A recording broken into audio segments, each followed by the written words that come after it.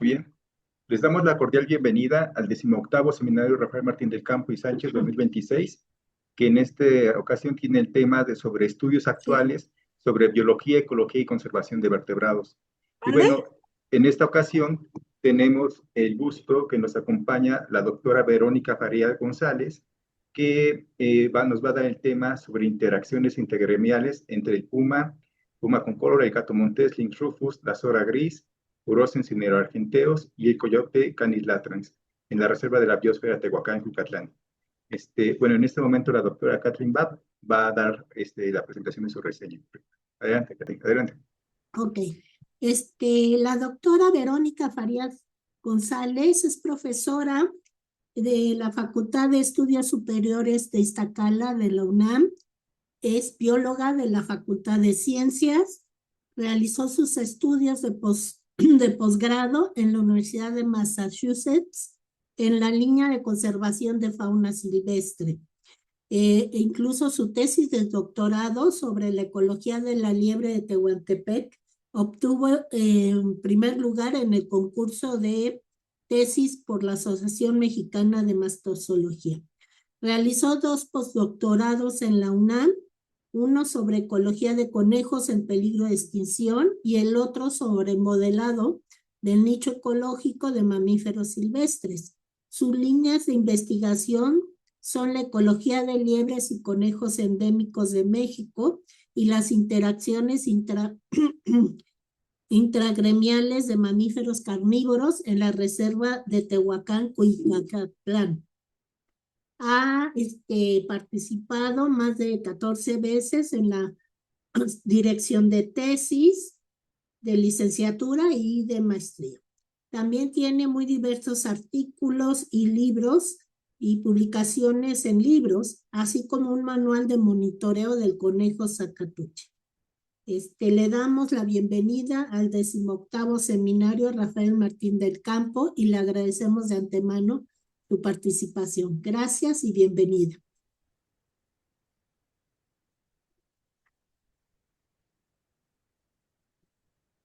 Te cedo la palabra, Verónica. Muchas gracias a los organizadores por haberme invitado a participar en este seminario tan exitoso y estoy muy complacida. También les agradezco a todos ustedes por estar presentes. Ahora voy a compartir mi pantalla para que podamos ver la presentación.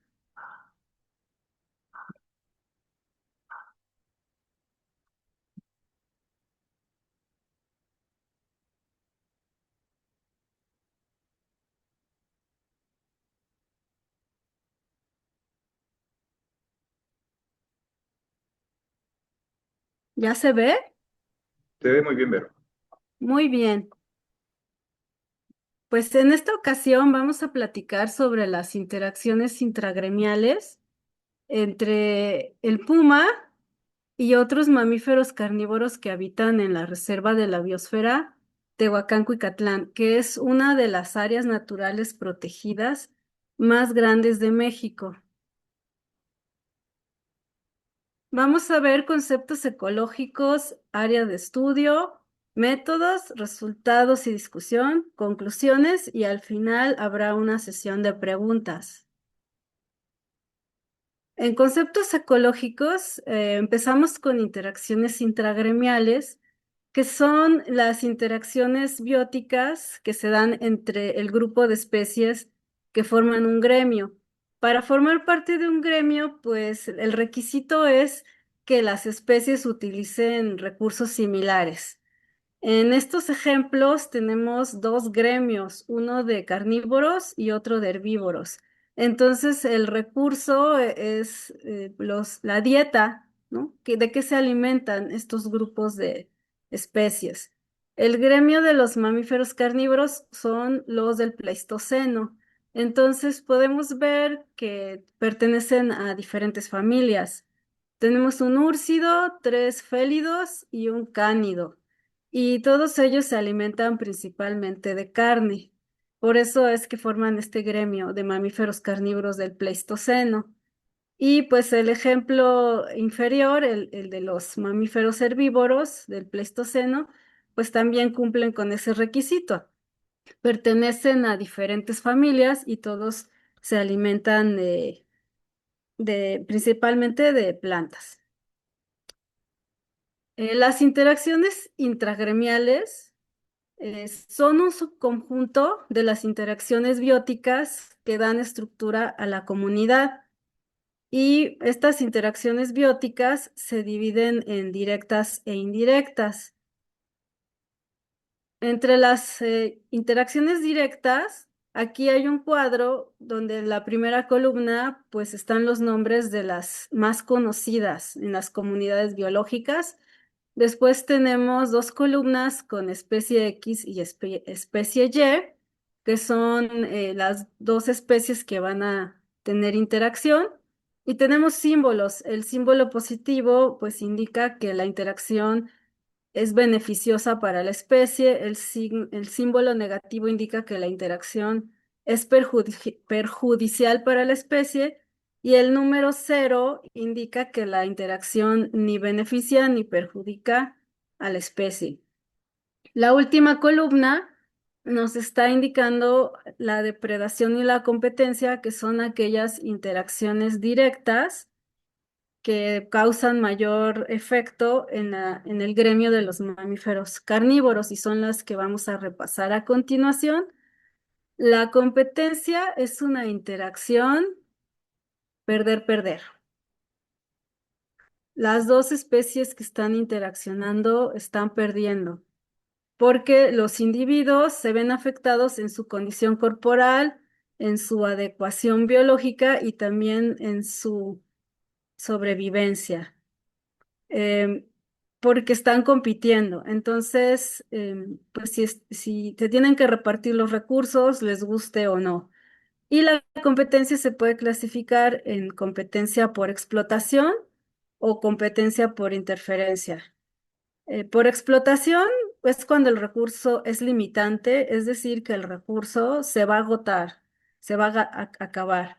Entonces podemos ver en la imagen a una zorra gris y a un gato montés y un conejo. Entonces el conejo es el recurso limitante.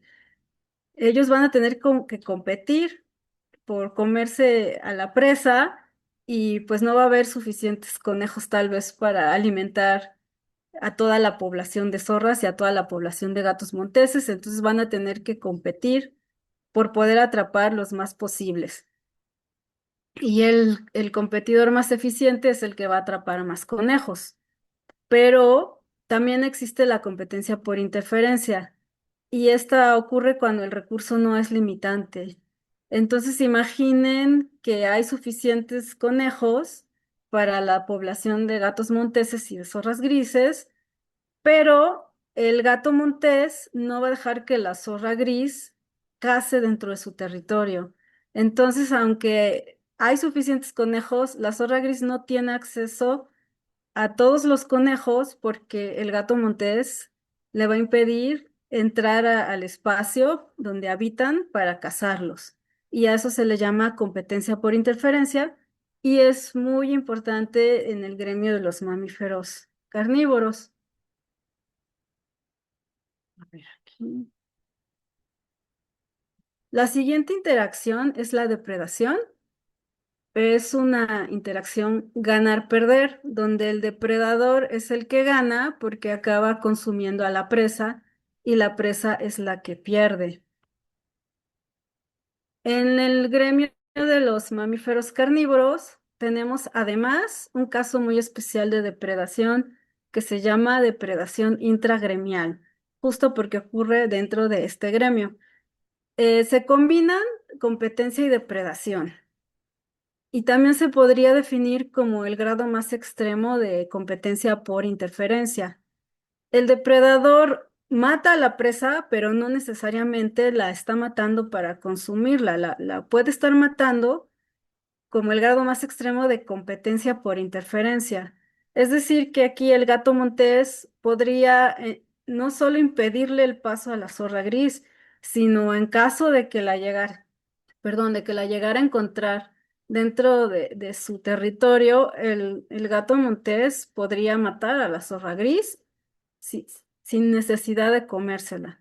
También hay casos donde el gato montés, pues, si no consigue suficiente de su alimento preferido y encuentra una zorra gris, también la puede matar y también se la puede comer y eso también es depredación intragremial. En este caso, el depredador es el competidor dominante y el competidor subordinado, que sería la zorra gris, está en desventaja. El tamaño corporal es el factor principal que determina la dirección y fuerza de la dinámica intragremial.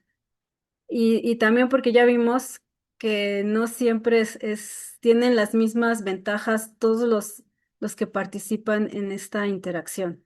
Entonces, en este caso, aquí les puse al puma, al gato montés, al margay y al jaguarundi. Estos cuatro félidos, pues todos comen carne y el tamaño corporal de alguna manera ya está permitiendo que cacen diferentes presas de acuerdo al tamaño.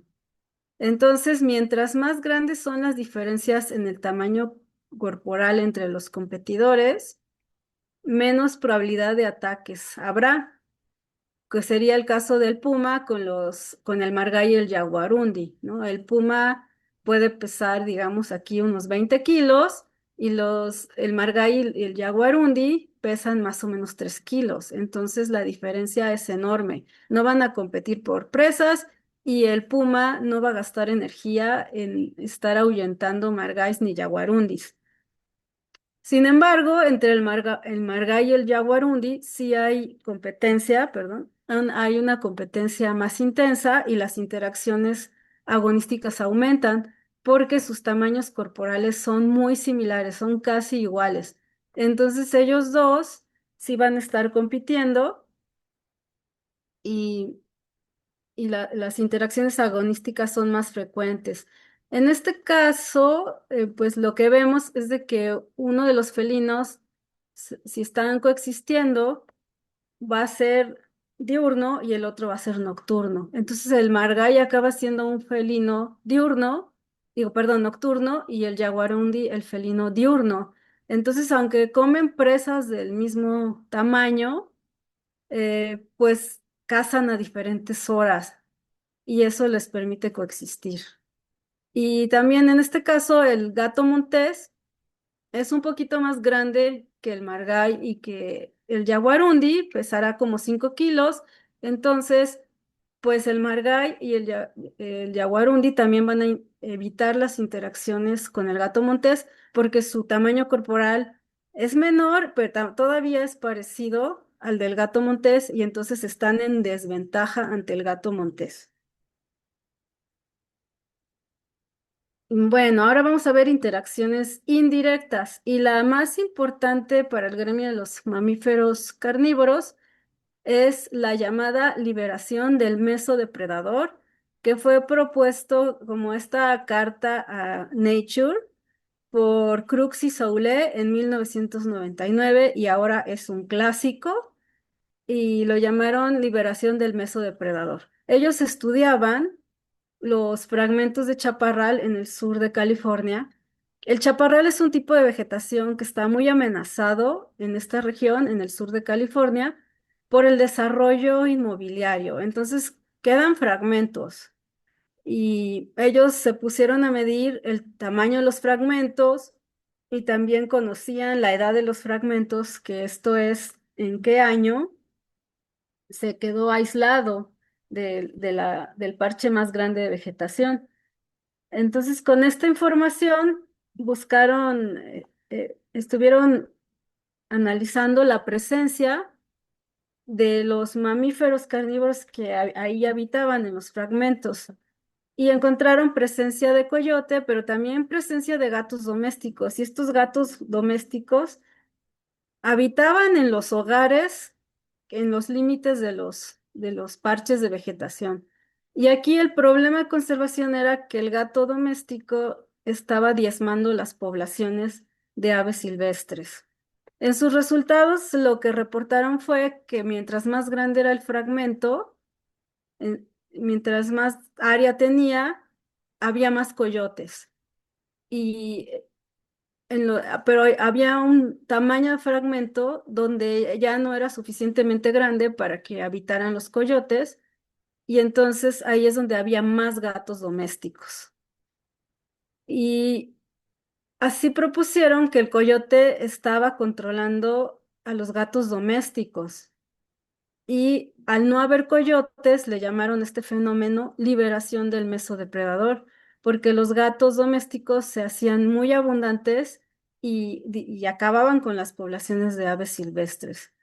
Esto fue muy novedoso en 1999, pero actualmente es un problema muy común en diversas regiones del mundo. Bueno, de mesodepredador pasamos al concepto de mesocarnívoro, que en sí quiere decir carnívoro de tamaño mediano. Pero a mí me gusta más la definición funcional. Para mí es un mamífero carnívoro subordinado. ¿Y esto por qué? Porque el tamaño corporal es relativo. Ya vimos en el ejemplo anterior que es el coyote el que está como el mamífero más grande en este estudio, y el mesodepredador sería el gato doméstico. Pero en la reserva de la biosfera en Tehuacán, Cuicatlán, tenemos al puma como depredador tope en mi área de estudio, y los mesocarnívoros serían el gato montés, el coyote y la zorra gris. Entonces, la zorra gris, al ser el de menor tamaño en estos cuatro, es el mesocarnívoro más vulnerable y está subordinado al gato montés y al coyote. Y el gato montés y el coyote compiten también entre ellos y también se afectan. El puma es el depredador tope y es el que controla a los tres mesocarnívoros. Al gato montés, al coyote, ejerce mayor presión sobre estos dos y también sobre la zorra gris. ¿Cómo coexisten entonces los gremios de mamíferos carnívoros? Ya vimos que las diferencias morfológicas entre especies son muy importantes, y especialmente el tamaño corporal. Entonces, por eso encontramos mamíferos carnívoros de diferentes tamaños corporales. Cuando tenemos semejanza en los tamaños corporales y en la dieta, entonces, pues tiene que haber mecanismos conductuales para atenuar la competencia y sobre todo las interacciones agonísticas. Y esto sería la partición del nicho ecológico en sus tres ejes que son más estudiados, ¿no? El eje temporal, el eje espacial y el eje de la dieta. En este ejemplo, bueno, esto ya no es Tehuacán, Cuicatlán, pero me gusta mucho porque estos tres, eh, bueno, aquí ya hay pantera, leo, y este sí es félido. Es que con esto de que ahora son félidos y no felinos. Bueno, entonces tenemos al león, que es la especie dominante. Donde están las tres especies, los leopardos se suben a los árboles. Cuando cazan, tienen que subir a su presa a los árboles para poder alimentarse, porque si no, pues van a promover una interacción agonística con los leones. Y aquí los chitas o los guepardos son la especie que está en mayor desventaja, porque no tienen, o sea, su cuerpo está adaptado para ser muy veloces y en eso son los mejores, pero no tienen la musculatura que tendría un leopardo y mucho menos la musculatura que tiene un león. Entonces, donde hay suficiente alimento para todos, podemos encontrar a las tres especies, pero si no hay suficiente para todos, la primera especie que desaparece es el guepardo, porque ya no puede competir con el leopardo y con los leones. Y donde no hay leones, los leopardos no suben a sus presas a los árboles, las pueden consumir tranquilamente en el suelo.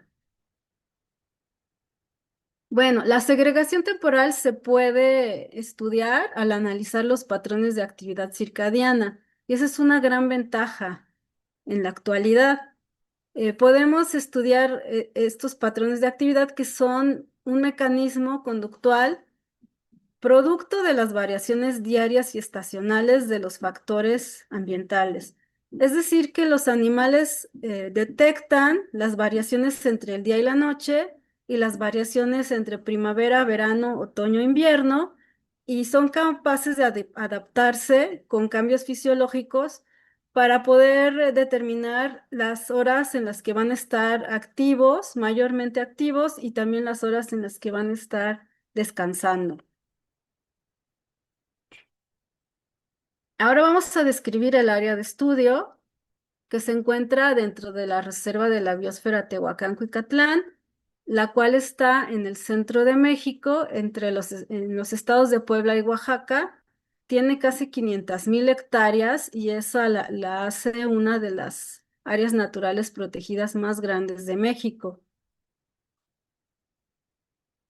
Nosotros trabajamos en el ejido de San José Axusco, en el municipio de San José Miahuatlán, en Puebla, y está en los límites con Oaxaca. Entonces aquí tenemos la imagen de México, al centro está la Reserva de la Biosfera, entre Puebla y Oaxaca, y aquí esta línea es el límite de los estados de Puebla y Oaxaca. Los puntitos representan, la estrella es la cima del Cerro Tepetroja, que es nuestra área de estudio, y los puntitos son los sitios donde colocamos cámaras trampa. Están separadas por 500 metros lineales aproximadamente. El verde ejemplifica dónde está la selva baja caducifolia. Entonces, como podrán ver, todas nuestras cámaras trampa están en ese tipo de vegetación, aunque también hay matorral, pero pues no es tan accesible la zona, entonces no hemos trabajado en el matorral. Y la zona gris son los cultivos de temporal, o sea, esta parte del ejido no tiene agua de riego y entonces pues aquí cultivan cuando llueve y hay años en los que no llueve y cada vez llueve menos. Entonces, pues de aquí depende un poco el sustento del ejido. Esta zona es semiárida, el principal tipo de vegetación es la selva baja caducifolia y las cámaras trampa están ubicadas en altitudes entre los 1,000 y los 1,400 metros. Algo muy importante es de que el ejido no permite libre acceso al Cerro Tepetroja y por eso escogimos ese sitio porque aquí es más fácil cuidar a las cámaras trampa, ya que las personas que entran al Cerro Tepetroja tienen que hacerlo. Primero tienen que pedir permiso y tienen que decir qué día van a ir, en qué horarios y qué actividad van a desarrollar. Y pues pueden ir por leña, entonces si van por leña no suben hasta arriba del cerro, la pueden encontrar en las faldas del cerro y es más fácil. O también pueden, si llegan a subir hasta la cima del cerro porque tienen creencias y ellos visitan el cerro Tepetroja porque para ellos es pues una representación de alguien que los está cuidando. El cerro los cuida. En esta imagen podemos ver cómo luce nuestra área de estudio y vemos que las cactáceas columnares son el principal dominante fisionómico en el Cerro Tepetroja. Aquí pues también vemos que hay muchísimas rocas y hay arbustos, muchos arbustos y no hay casi árboles. Hay muy pocos árboles y los árboles miden 3 metros, los más altos. Además de que encontramos al puma, al gato montés, al coyote y a la zorra gris, también encontramos otros muchos mamíferos, ahorita les platico, pero también en este trabajo analizamos la presencia de perros domésticos, ¿no? Que no son nativos y pues son una especie exótica. Pero pues también vamos a ver resultados en las interacciones intragremiales, incluimos al perro doméstico, aunque no es parte del gremio nativo, pero quisimos explorar un poquito. En los métodos, pues como les comentaba, todo fue a través del fototrampeo. Obtuvimos registros fotográficos de diversas especies de mamíferos silvestres y en esta ocasión solo estamos hablando de estos 5: puma, gato montés, coyote, zorra gris y perro doméstico. Cada uno tuvo su base de datos y a partir de ella, y utilizando la plataforma de RStudio, creamos gráficas de densidad kernel para representar los patrones de actividad y después con una prueba de estadística circular, comparamos primero para cada especie si había diferencias significativas entre las dos temporadas, la temporada de lluvia y la temporada seca para las 5 especies. También analizamos la superposición de los patrones de actividad con el coeficiente de superposición que se calcula a través de overlap, que es paquetería de RStudio también. Y en este ejemplo tenemos el coeficiente de superposición. Siempre fue entre pares de especies y aquí tenemos puma y zorra gris. Elaboramos una categoría para los coeficientes de superposición. Entonces tenemos 5 categorías: bajo, bajo moderado, moderado, moderado alto y alto. Entonces este coeficiente va de 0 a 1, donde 0 significa que no hay ninguna superposición y 1 significa que la superposición es completa, lo que sería equivalente a decir que el patrón de actividad es idéntico entre las dos especies. Calculamos la abundancia relativa a partir de nuestra base de datos. Contamos el número de registros fotográficos y estimamos el índice de abundancia relativa con el número de capturas, de fotocapturas de cada especie, el esfuerzo de muestreo, que es la cantidad de días, es la sumatoria de días que estuvo activa cada cámara trampa, y la unidad son días trampa, y se multiplicó por 1000, es un factor de corrección estándar, y después analizamos las diferencias entre temporadas y entre especies con una prueba no paramétrica, que es la de Krustal-Wallis. Bueno, ahora vamos a los resultados y la discusión de estos. Al comparar las dos temporadas, la temporada de lluvia representada con la nubecita y las gotas, y la temporada seca representada con el solecito, los perros domésticos fueron los únicos que presentaron diferencias estadísticamente significativas entre las dos temporadas.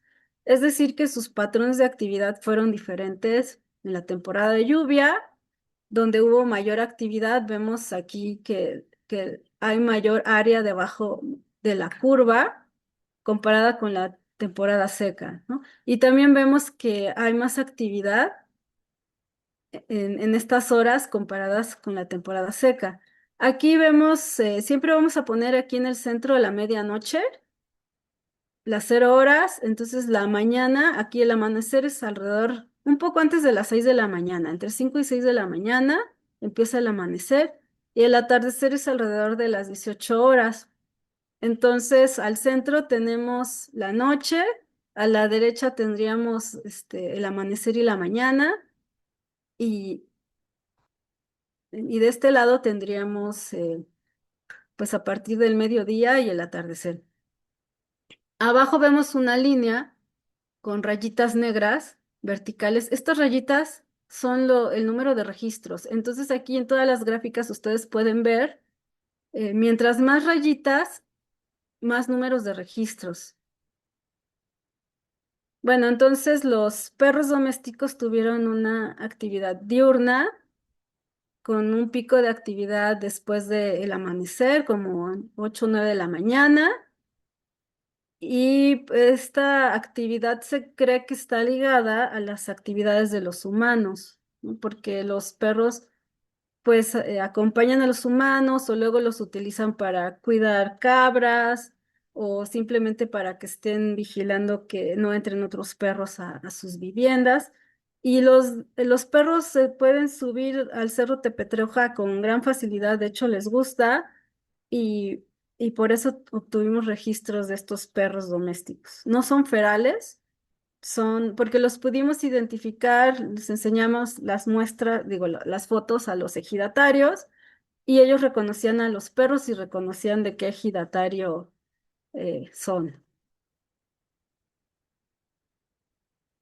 Los demás mamíferos carnívoros no tuvieron diferencias en sus patrones de actividad entre la temporada de lluvia y la temporada seca, entonces los agrupamos y solo presentamos pues, una gráfica para ellos que representa las dos temporadas.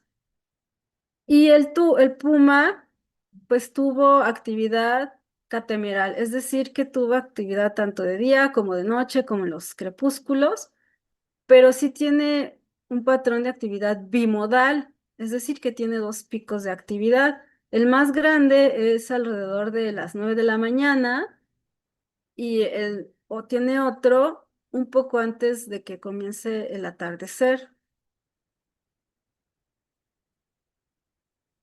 El gato montés también tuvo un patrón de actividad catemeral, pero comparado con el puma, pues fue multimodal. O sea, y vemos que está muy activo en las horas crepusculares, nocturnas, aunque también está activo en la mañana.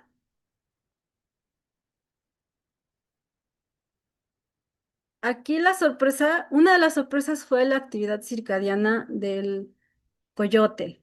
Y pueden ver en la rayita que obtuvimos muy poquitos registros, fueron como 7 registros de coyote de 2013 a 2021. Y todos estaban concentrados en este horario matutino, ¿no? De media mañana. Su actividad circadiana fue diurna, fue unimodal y muy marcada por este pico tan marcado en la mañana, en la media mañana, y también pues se puede decir que fue el patrón de actividad más restringido. Y esto es sobresaliente pues porque este cánido tiene gran adaptabilidad y y puede ser tanto diurno como nocturno, y más bien pues esperaba que se comportara diferente. Y la zorra gris, el mesocarnívoro más vulnerable, vean nada más la cantidad de registros que tiene. O sea, aquí hay tantos que las rayitas verticales se convirtieron en barra. La zorra gris tuvo una actividad crepuscular nocturna, tiene tendencia a la bimodalidad, donde el primer pico estaría después del atardecer y el segundo pico estaría antes del amanecer. Entonces, este cánido lo que hace es que sí se espera un poquito más a que empiece a estar oscuro para incrementar su actividad en su primer pico, el más grande, y luego está más o menos activo pues toda la noche, y al acercarse el amanecer, entonces también procura regresar a su guarida antes de que haya demasiada luz. Aquí están todos juntos, nada más para mostrar, aquí pusimos al perro ya no por temporadas, sino juntando los datos de las dos temporadas para ver la similitud con el coyote. Y bueno, el pico de actividad del perro está un poquito antes que el pico de actividad del coyote. Y bueno, esto también, pues pensamos por eso también que está ligado a las actividades humanas.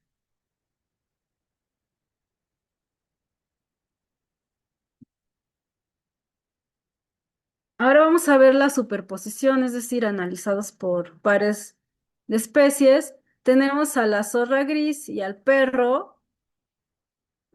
Aquí fue, lo analizamos por temporada, pues porque el perro sí presentó diferencias significativas entre temporada. Y también nos dio una sorpresa, porque vemos que cambia el coeficiente de superposición, su categoría cambia durante la temporada de lluvia, la superposición es moderada, con 0.43, y en la temporada seca es baja moderada con 0.27. El impacto ecológico del perro doméstico, pues, es su alta capacidad adaptativa, pues la competencia, la depredación de los herbívoros silvestres, pero también la depredación intragremial, que pues puede ocurrir principalmente en contra de la zorra gris. Aquí tenemos la superposición de la zorra gris y el coyote, y vimos que pues es bajísima, ¿no? Podría decir que es tan baja que es, que, que es como si no existiera. Entonces vemos una clara segregación temporal entre la zorra gris y el coyote, lo cual era esperado porque los dos son cánidos generalistas y el coyote pues es más grande que la zorra gris, entonces la zorra es la que es más vulnerable ante la presencia del coyote y ella es la que debe estar evitando las horas en las que aparece el coyote en el cerro Tepetroja.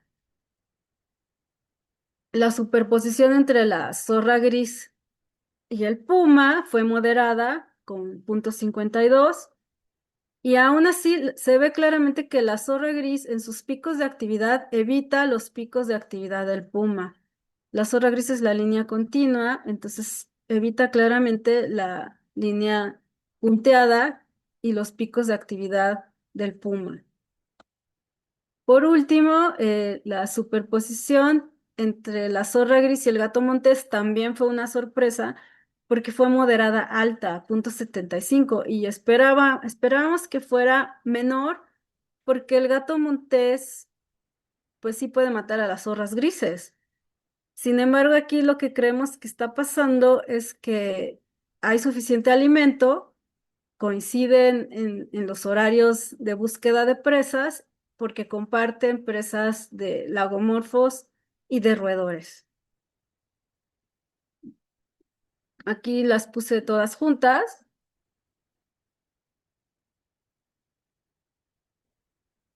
Y los índices de abundancia relativa, pues es sorprendente ver cómo la zorra gris es 10 veces más abundante que el puma. Otra cosa que nos llama mucho la atención es que el puma y los perros domésticos tienen abundancias relativas parecidas.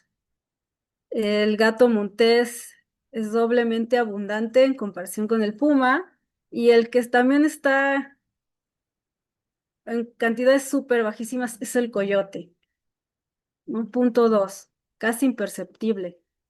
Entonces esto también nos podría estar hablando de segregación espacial porque es tan poco abundante que casi no está presente en el cerro Tepetroja. Como conclusiones, como esperábamos, el puma fue el depredador dominante en nuestra área de estudio y su presencia favoreció la coexistencia del gremio de los mamíferos carnívoros. Esto es muy importante porque nos está hablando de que la presencia del puma permite que se conserve la diversidad de mamíferos carnívoros y de sus presas en un área con gran integridad ecológica. La actividad catemeral y la abundancia del puma y el gato montés afectaron negativamente la actividad y abundancia de los coyotes.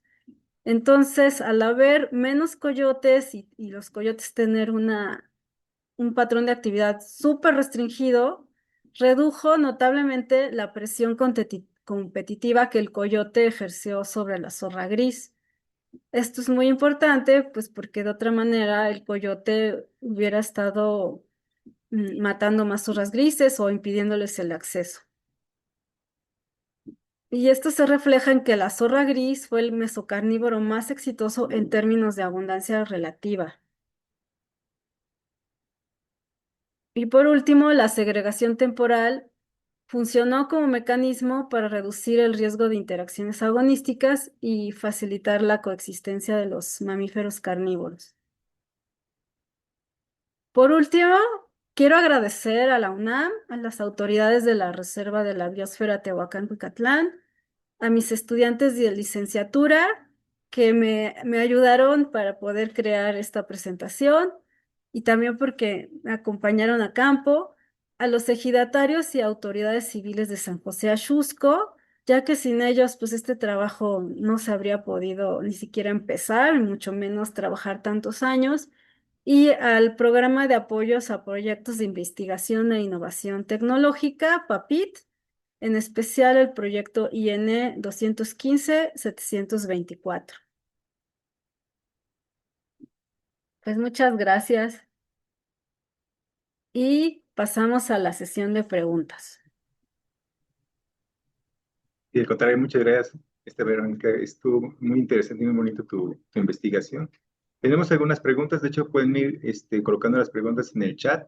Y bueno, la primera pregunta pienso que ya también se respondió, era de que si los perros que habías registrado eran perros ferales o domésticos, o si no tenían contacto con los humanos. Pero, bueno, no sé si quieres contestar esta. Bueno, Bueno, tuvimos la oportunidad de, sí, hasta como estamos colaborando con las autoridades civiles del ejido y es un ejido pequeño, se conocen entre ellos desde niños. Entonces también identifican en cuanto ven un perro, saben de quién es el perro. Y la mayoría son perros que pertenecen a ejidatarios. Sin embargo, también hay perros que llevan los cazadores y los cazadores no están permitidos. Entonces son cazadores que entran sin permiso, pero los delata la presencia de su perro. Aún así son perros bajo cuidado humano y no vimos ningún perro feral. gracias. Y dice también, bueno, no tiene nombre, pero dice, ¿capturaban especímenes vivos? No, este proyecto es únicamente fototrampeo y para capturar especímenes vivos ya ahora hay que llenar una serie de permisos y que la reserva esté de acuerdo, hay que llevar un veterinario para que esté al pendiente de los mamíferos carnívoros. Así es muy complicado ya atrapar mamíferos. Y pues también la idea era que no fuera invasivo, por eso preferimos el fototrampeo. También, ¿saben qué? Que aunque es área natural protegida, pero pues como les comento, todo el tiempo hay cazadores que entran sin permiso y no solo en el ejido, sino en muchos lugares de la reserva. Entonces, los animales sí le tienen miedo a los humanos y eso también complica las capturas porque son muy cuidadosos. Por ejemplo, los coyotes mm, no entran al Cerro Tepetroja, pero sí se les ven los cultivos. Y en el ejido no los persiguen, o sea, no, si un coyote se come los melones, pues no pasa nada.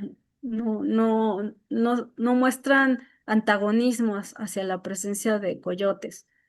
Pero los mismos coyotes no se atreven a entrar ya en la zona donde están las casas de los ejidatarios. Se acercan a los cultivos cuando están alejados del pueblo y cuando no hay personas. Y también cuando no hay perros, porque a los perros también los usan para vigilar las propiedades. Correcto. Muchas gracias, Vero. Menciona también Silvia Toro, hola Silvia, ¿por qué se integró el perro doméstico en el estudio?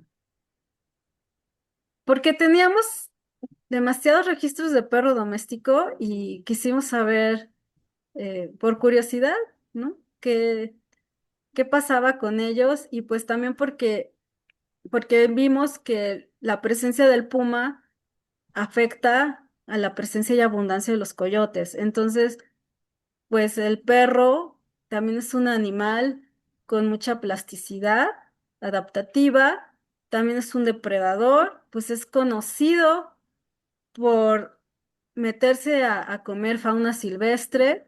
A veces nada más igual la matan por diversión y ni siquiera se la comen. Y en este caso eran perros domésticos, pero los perros ferales pues ya empiezan a ser una amenaza en muchos lugares de México y del mundo. Empiezan a ser un problema grave porque al perder al depredador nativo, tope, no hay, o sea, nadie los controla, se da la liberación del mesodepredador, pero aparte de un perro exótico.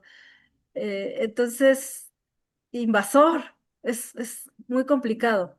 Y nosotros también queremos demostrar que la simple presencia del puma pudiera estar previniendo la invasión de perros ferales y restringiendo un poco la actividad de los perros domésticos, que sí tienen casa, que no son ferales. Perfecto, muchas gracias. Yanni Shintan Raya te menciona cuántas cámaras trampa utilizaron y es probable que los avistamientos del coyote hayan sido del mismo individuo. Utilizamos empezamos con 8 cámaras trampa y después fuimos aumentando hasta 18, después bajamos a 15 y nos quedamos en 15, ¿no? Pero a veces no funcionan las 15 porque o se las llevan o se descomponen o crece una plantita enfrente de la cámara trampa y en lugar de funcionar 6 meses, funciona un mes porque la plantita se estuvo moviendo todo el tiempo frente a la cámara, ¿no? Entonces, es un número variable, pero sí, más o menos podríamos decir 15 sitios. ¿Y cuál era la otra? La otra es que si el coyote era el mismo individuo, si podría ser el Ah, mismo el individuo. coyote. No, Ujú, eran diferentes individuos. correcto. Sí se puede ver claramente la diferencia entre ellos. Y aparte son tan poquitos registros que a veces había un registro, pasaban 2 años para el siguiente registro. Perfecto. Ahorita hay muchos saludos, te manda saludos María de Jesús Cuevas, te felicitan, excelente trabajo. Luis Gabriel también te dice muchas gracias por la inicio, muy interesante. Sandra te menciona que si se cumplió con los comportamientos esperados o fue muy diferente a lo que se planteó, digamos, con la hipótesis. Pues en general sí se cumplieron porque el tamaño corporal Ujú, fue el principal factor que determinó la dinámica intragremial y como está el depredador tope, entonces sí, digamos que era mucho lo esperado, pero sí, sí me llamó mucho la atención que el coyote no entra al Cerro Tepetroja, ujú, ¿no? O sea, entonces, eso no me lo esperaba, yo esperaba mayor presencia del coyote.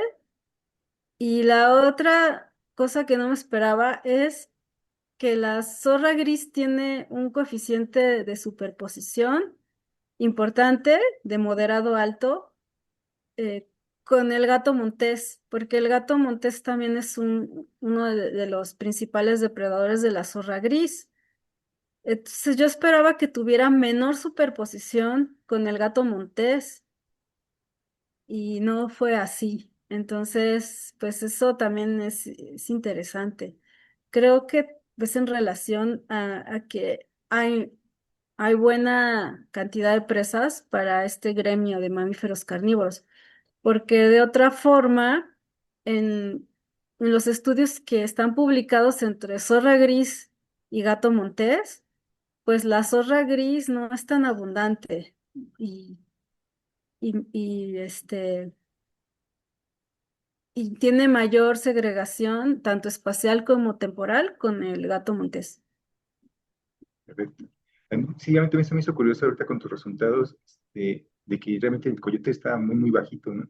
Algo que me surgió ahorita que estaba viendo tus resultados, Vero, ¿llegaste a ver hembras con cachorros, por ejemplo, ya sea de puma, de gato montés o de zorra gris? ¿O siempre fueron Sí, animales adultos o juveniles, ¿no? sí hay crías. Ujú. De hecho, esa es otra tesis que está ahorita en curso. Y ya de estos mamíferos carnívoros hay crías de puma y entonces ya podemos decir que en Tehuacán, Cuicatlán tienen crías cada 3 años, Sí, ¿no? Porque la literatura dice que pueden tener crías cada 2 años, pero pues la mayor parte de los estudios del puma están hechos en bosques templados de Norteamérica y ahí pues hay mayor disponibilidad de recursos que en una selva baja. Entonces, por eso creemos también aunque hay mucha abundancia de alimento, pero el clima, el ambiente es más difícil que en un bosque templado. Y hemos registrado crías, cachorros de puma cada 3 años. de gato montés, en el Cerro Tepetroja solo tenemos un registro de crías y fue en las faldas del Cerro Tepetroja. Lamentablemente esa fue de las cámaras que se empezaron a robar y ya no la pudimos seguir poniendo. Pero no hemos registrado crías en la zona alta del cerro, sino más bien en las faldas de gato montés. En una ocasión, de la zorra gris sí salen crías todos los años. De los perros también vemos crías. De hecho, la foto que les puse es una hembra con un cachorro de perro. ¿Y quién me falta? Del coyote, pues uno de los registros parecen individuos jóvenes de puma. Perdón, uno de los registros parecen individuos jóvenes de coyote, sí. Perfecto, muy bien. Ya nos platicarás de los resultados de ese trabajo de los periodos reproductivos. Diana te pregunta, ¿la presencia del puma es similar a la de los perros? Sin embargo, ¿qué tan frecuente es ver un perro con respecto a los pumas? Supongo que los pumas se observan menos en el día que los perros. Y dice, es más fácil aceptar a un perro que un puma que pueden tener cierta importancia para los pobladores. Me imagino que es más fácil aceptar por los pobladores, ¿no? Como que- la pregunta es larga. Dice, la presencia del puma es similar a los perros. Sin embargo, ¿qué tan frecuente es ver un perro con respecto a los pumas? Supongo que los pumas se observan menos que en el día que los perros, ¿no? Y la aceptación de la gente hacia el perro con respecto al puma, ¿no?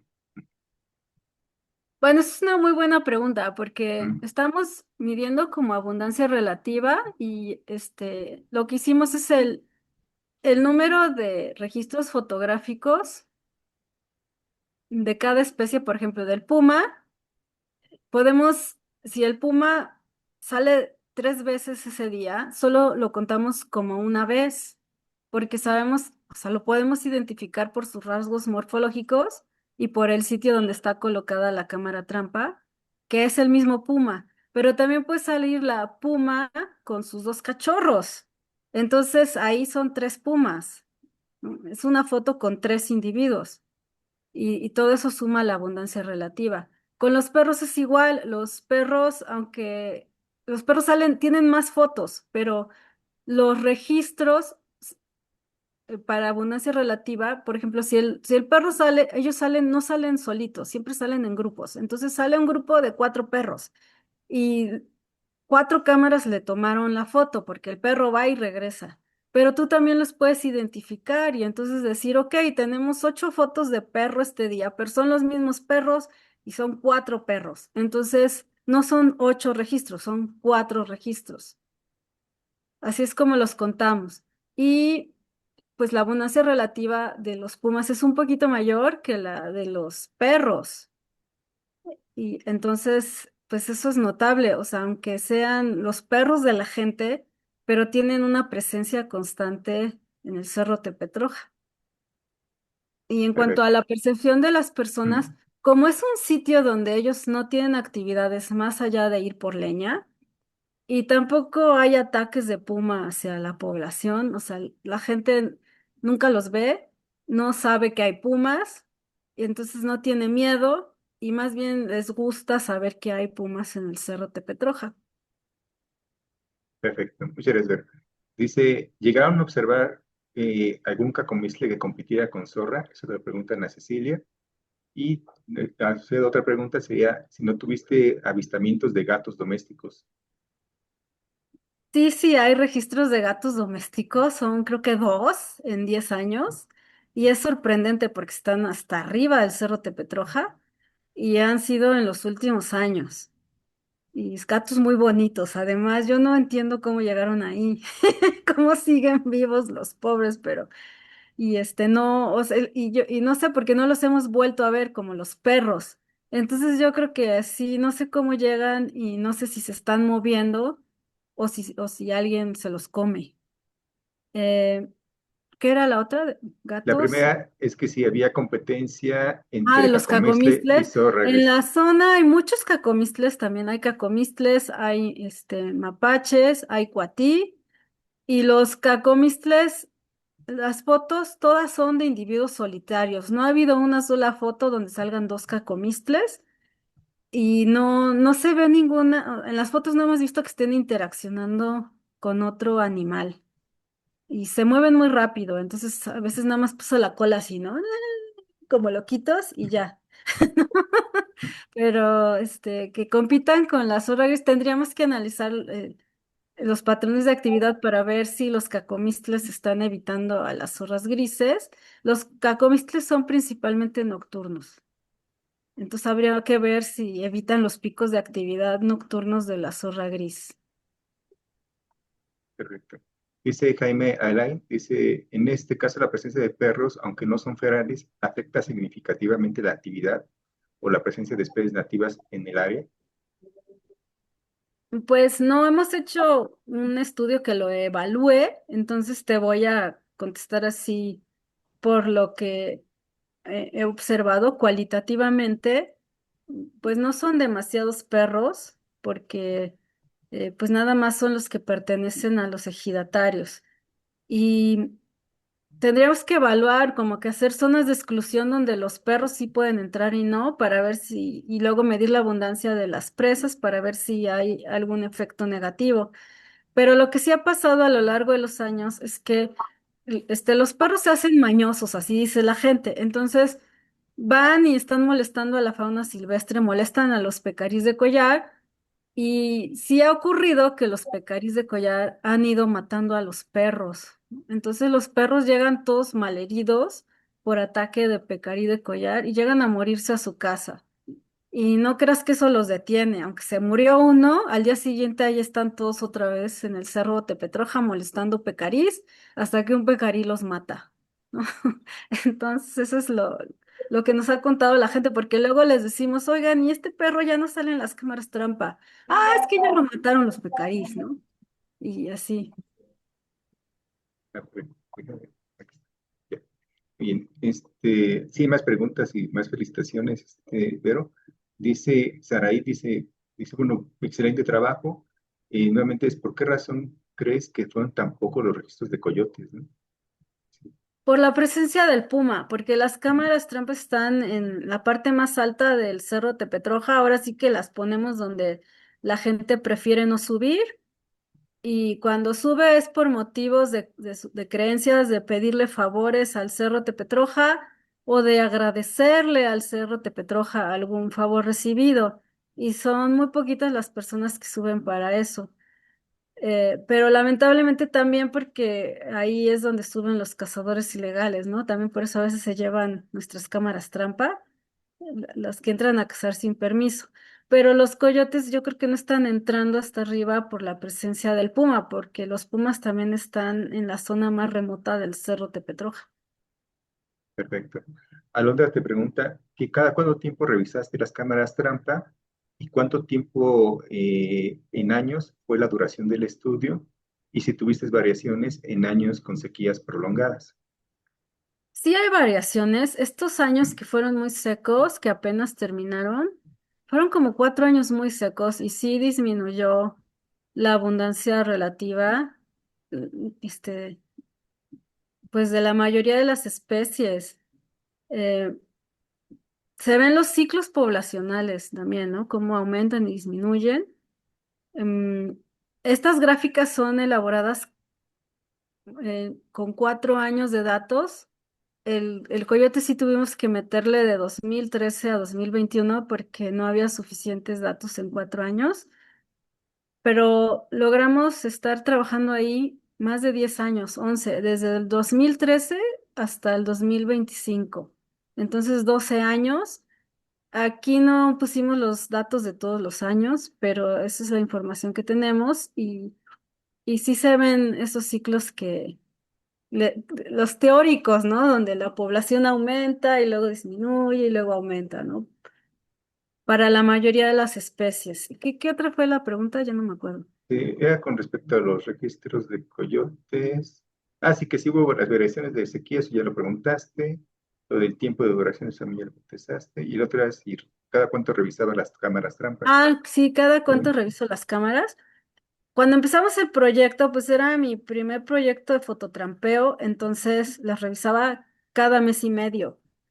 Y después cada 2 meses, después lo extendí a 3 meses y ese es como el mejor periodo, porque cada 3 meses, si está creciendo la plantita, la puedes quitar, o sea, te da tiempo de ir y revisar que todo funcione bien. Y si hay una cámara que va a tener un problema, te da tiempo de prevenirlo. Entonces yo recomiendo 3 meses. Después, por motivos laborables, empecé a ir cada 4 meses y después cada 5, después cada 6 y luego cuando fue lo del encierro, pues ahí duraron casi un año. Entonces, pero tenían baterías suficientes, ¿no? Para funcionar un año. Entonces, seguimos colectando datos. De hecho, ahorita que dijiste eso, Vero, ¿tú has probado con esas cámaras que tienen la celda solar? Tengo unas, pero puse una Ujú. y no funcionó en el ¿No campo, funcionó? entonces Ah, ya, todavía me falta saber si yo hice algo mal o ya, si la cámara no funciona. ya. Seguro que ahorita me surgió con el Pero tema. sí es una gran opción Ajá, porque o sea, porque usan la energía del sol y solamente cuando está muy nublado o lo que sea, ujú, usa la batería. claro. Y son chiquitas, no se ven, entonces sí, yo creo que sí es una buena opción. Ana Cecilia te pregunta también que si habrá una influencia entre que los coyotes no pueden entrar por la orina del perro que están de los perros domésticos y bueno, tienen las felicitaciones. Y sí, bueno, que sí, por las marcas territoriales, sí, por la orina, podría Pues es haberse una muy afectado. buena pregunta porque Pregunta. aquí los coyotes van en solitario o en parejas y los perros van en 4 o 6, ¿no? Entonces sí, el coyote estaría en desventaja ante los perros domésticos. Alan te menciona que un trabajo muy interesante, felicidades. Nachili dice, ¿la influencia del humano cree que haya afectado la cantidad de avistamientos o registros en el estudio, así como la presencia del perro? Y, bueno, creo que asociada a esa pregunta dice, bueno, aquí ya no lo entiendo muy bien, pero dice, ¿supieron durante el estudio cuántas presas capturaron cada uno? Imagino que los depredadores del estudio, pero no sé. Bueno, la primera es la interacción entre los humanos y sí, qué tanto la empresa del humano cree que haya afectado la cantidad de avistamientos, ¿no? De los registros de los animales. Pues en los primeros 10 años no, porque les comento que pues casi no sube nadie y los que suben, suben con mucho respeto. Pero en los últimos 4 años sí se ha notado que ha habido personas que entran a cazar sin permiso y llevan a sus perros y sí ha afectado la presencia de los depredadores, hay cada vez menos, pero es que también hay que analizarlo bien porque esos mismos años es cuando ha habido sequías y también pudiera ser un efecto de, pues de que cada vez hay menos agua y cada vez la temperatura es mayor en la selva baja, o sea, sí se nota. De hecho, la vegetación también se ha ido muriendo. La densidad en la vegetación ha disminuido en los últimos años debido a las sequías, ¿no? Y eso, pues ya es parte del cambio climático. Exacto. Pues mira, Isabela, de hecho, incluso dice que sí es posible hacer voluntario para las cámaras trampa o para algún monitoreo en campo. Pues en estos momentos no, porque pues al haber este problema de que están entrando ahorita al cerro hasta arriba, se llevaron varias cámaras nuevas, Eh, ¿no? Entonces, ahorita justo las quité en diciembre y tengo que esperar a que disminuya esa incidencia porque no es un problema nada más de mi área de estudio, es un problema que está sucediendo en la región. Entonces, pues no sé los motivos, las causas que lo haya originado, pero pues ahorita nada más es estar en contacto con los ejidatarios para saber cuándo se puede otra vez seguir trabajando, porque aparte las personas que se llevan las cámaras, pues yo pienso que son los cazadores que entran sin permiso y no son los cazadores locales, sino yo pienso que llegan de las ciudades porque se llevan las las mejores cámaras trampa, como si supieran cuál es la nueva, y seguramente porque saben manejarlas muy bien, ¿no? Y también saben encontrarlas. Entonces, pues se las llevan para usarlas, ¿no? Porque después ellos las ponen en otros sitios para ver dónde pasan los venados principalmente y después ir a esperar a los venados en esos sitios. Isabel también te pregunta que si hay alguna manera de controlar el ingreso de perros, este, ya que en un futuro se podrían considerar como una especie invasora, como los gatos domésticos. Y bueno, también te da gracias por la conferencia. Y pues la mejor manera es el control biológico y es que haya pumas. O sea, que el ejido siga cuidando su terreno para que puedan seguir existiendo pumas, ¿no? Y eso se logra mientras haya suficientes venados para que el puma se pueda alimentar, suficientes pecarís. Entonces, la organización de los ejidos, o sea, yo creo que es lo básico, que ellos estén vigilando sus territorios y que estén desanimando pues a que entren sin permiso, porque pues solo pueden desanimar a la gente, ¿no? Porque pues van armados. Entonces, cuando se trata de personas de elegido que lo hacen, pues ellos pueden hablar entre ellos y decirle ya no lo hagas, ¿no? Y desanimar, prevenir, organizarse entre ellos mismos. Cuando es gente de fuera, pues solamente pueden hacer recorridos para desanimar, pero pues ya como es gente de fuera, entonces es más complicado porque no pueden hablar con esas personas. Entonces tienen que de alguna manera denunciarlas o encontrarlas con el venado para que puedas levantar una denuncia, pero eso es súper difícil, ¿no? Que les puedan llegar a tomar una foto con el venado que acaban de matar. Por lo tanto, yo pienso que lo más sencillo sería el control biológico, que siga habiendo poblaciones de puma que se puedan reproducir. Exacto. Y bueno, siguen todas las preguntas, pero y nosotros, ahora sí que no sé si tienen más preguntas, pero si no hay más preguntas, te agradecemos mucho, Vero, porque ahora sí, por tu excelente conferencia, tienes muchas felicitaciones. El juego estuvo muy interesante y realmente, pues es todo el esfuerzo, realmente, como dices, estos 10 años, ¿no? Y es como es una pequeña partecita. Falta lo que tú vas a trabajar con tus alumnos y alumnas, las épocas de nacimiento de los carnívoros. Y aparte también yo creo que también tienes mucha información sobre venados y otros animales que también salen en las cámaras trampa, ¿no? Hasta las aves, ¿no? También que han de haber salido, ¿no? En los registros, ¿no? Sí, también Sí. tengo aves. Pues salió el águila real. ¿A poco? Ahora no, pues sí tienes así que suficiente material para trabajar.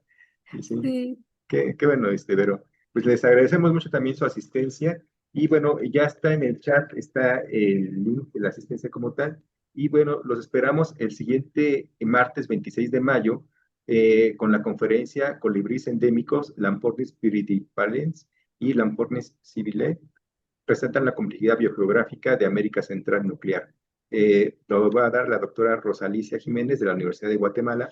Entonces, aquí nos veríamos en la misma hora, 1:30, para la conferencia. Te agradecemos mucho, Vero. Ahora sí que ahora estuvo súper bonita la conferencia y muy interesante los datos que nos brindas, ¿no? Esperamos que pronto nos vuelvas a acompañar en otra conferencia.